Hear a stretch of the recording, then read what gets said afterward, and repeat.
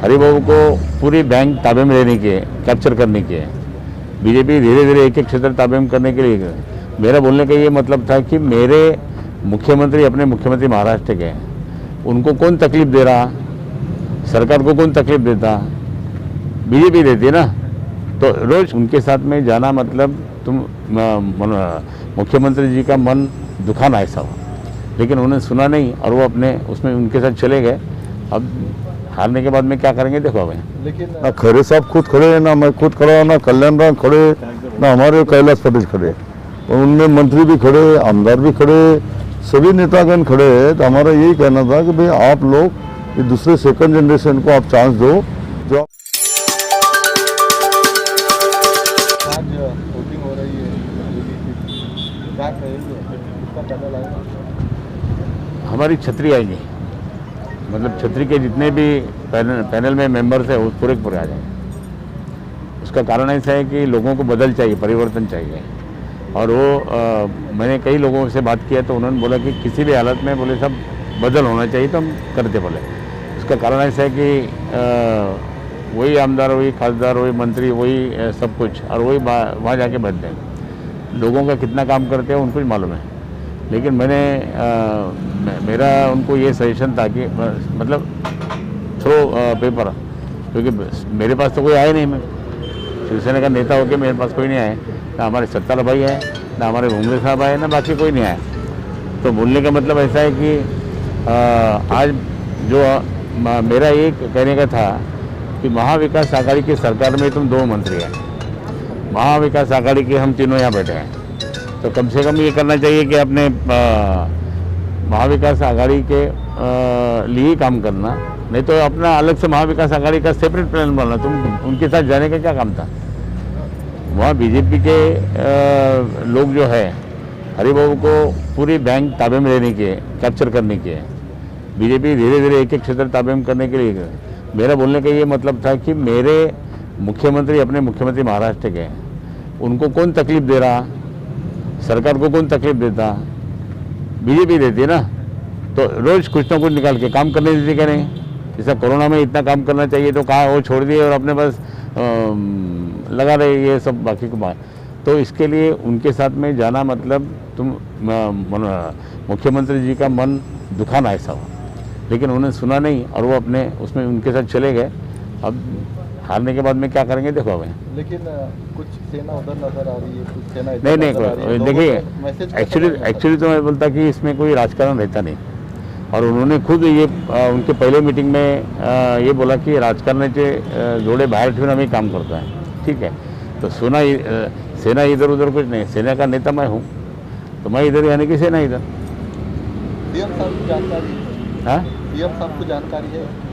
वो अभी सब हो जाएगी।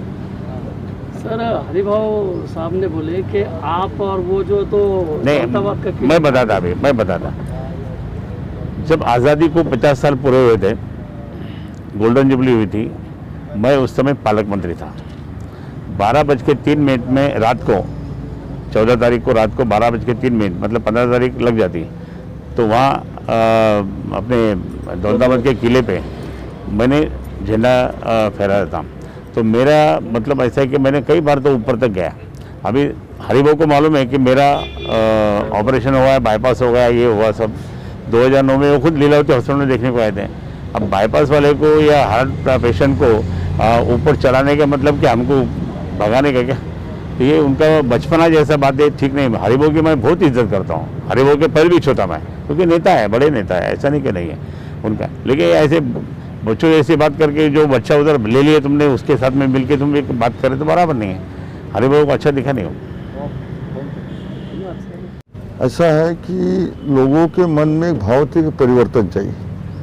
जो सत्ता में भी है, पद पे भी है, वही लोगों ने बैंक में आके बैठना। उससे तो हमने जो उम्मीदवार खड़े करे सब दूसरे सेकंड जनरेशन की फली जो है वो उम्मीदवार हमने खड़े करे। इसमें से हमारे ना खरे साहब खुद खड़े, ना मैं खुद खड़ा, ना कल्याण राम खड़े, ना हमारे कैलाश पटेल खड़े, और उनमें मंत्री भी खड़े, आमदार भी खड़े, सभी नेतागण खड़े हैं। तो हमारा यही कहना था कि भाई आप लोग ये दूसरे सेकंड जनरेशन को आप चांस दो, जो आप सत्ता में हर जगह पे अपना अपना पद भोगते हैं। ये बात ना उन्होंने मानी, जनता ने ये बात मान ली और जनता ने पूरी ताकत के साथ जो इसके वोटर है, जनता बोलते इसके वोटर जो है, वो वोटरों ने आज सब तरफ रूरल में आप जाओगे, वैजापुर जाओ, कन्नौज जाओ, गंगापुर जाओ, कहाँ पे भी जाओ तो सब महाविकास आघाड़ी के माध्यम से छतरी निशानी चल रही है। औरंगाबाद शहर में भी वही हाल है कि जहाँ पर पूरा पैनल अपना पूरा चल रहा है, जिसमें नॉन एग्री होगा सभी पैनल चल रहा है। इसलिए अभी ये जो ताकत बनी है, जिसमें माजी खासदार हमारे सेना के नेताजी खैरे साहब भी खुद पहले दिन से साथ में है, हमारे राष्ट्रवादी के अध्यक्ष जिला अध्यक्ष कैलाश पटेल भी साथ में है, हमारे कांग्रेस के जिला अध्यक्ष कल्याण जी काड़े हैं, मैं हूँ, सभी लोगों ने कहते हमारे इसमें कई लोग ऐसे हैं कि जो सेकंड जनरेशन वाले लोग साथ में काम कर रहे हैं और ये फर्स्ट जनरेशन वाले उनको आशीर्वाद दे रहे हैं। ये पोजीशन में लोगों के मन में भाव आ गया और महाविकास आघाड़ी के माध्यम से छतरी निशानी के माध्यम से सभी पैनल बैंक पूरी ताबे में लेंगी। ये हमारी भूमिका नहीं दिख रहा है, आप लोगों को भी दिख रहा है, हमारे को दिख रहा है ऐसा नहीं।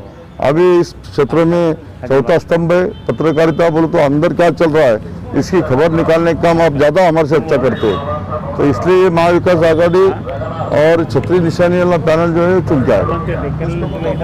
कम से कम बैंक के इलेक्शन में राजनीतिक पार्टियों ने नहीं उतरना चाहिए। हमने राजनीतिक पार्टी ने नहीं उतरना चाहिए था, ये बात तुम्हारी एकदम सही है, पर इसमें कोऑपरेटिव क्षेत्र में कोई भी क्षेत्र में जब काम करते हैं तो राजनीति का वास्ता यहाँ रखते ही नहीं है। यहाँ राजनीति छोड़ के सभी विकास होना चाहिए, वो हिसाब से एक दूसरे के खिलाफ ना सेना कांग्रेस के खिलाफ लड़ती ना भाजपा सेना के खिलाफ लड़ती। वहाँ भाई बैंक का विकास होना चाहिए, लोगों को ये काश्तकारों की बैंक है, इस खेती वालों की बैंक है, उनको फैसिलिटी मिलना चाहिए। वो फैसिलिटी के वास्ते हम हमारा राजकारण का अड्डा बनाने के वास्ते बैंक लड़ते हैं, तो राजकारण का अड्डा मत बनाओ, इसको विकास के वास्ते काम करो, ये हमारी भूमिका है। लेकिन सीएम की तरफ से जो किसानों को फंड आते हैं, हाँ। वो तो बराबर पहुंच जाते हैं किसानों तक, ऐसा आते लोग कहते हैं। नहीं, किसानों को फंड पहुँचते हैं, पर खाली किसानों को फंड पहुँचने से काम नहीं होता है। बैंकिंग क्षेत्र आज इंटरनेशनल लेवल पे अगर आप देखोगे तो बैंकिंग आधुनिक पद्धति की बैंक हो गई। आज मुझे यहाँ से अगर कोई ट्रांसफर मनी करना है तो मैं अमेरिका में कर सकता, छोटे से छोटे बैंक करती हो, और हमारी डीसीसी बैंक के माध्यम से हमारे ग्रामीण में जो ब्रांचेस है, अगर सवेरे आदमी चेक लेके गया तो उसको शाम को पैसा मिलता है।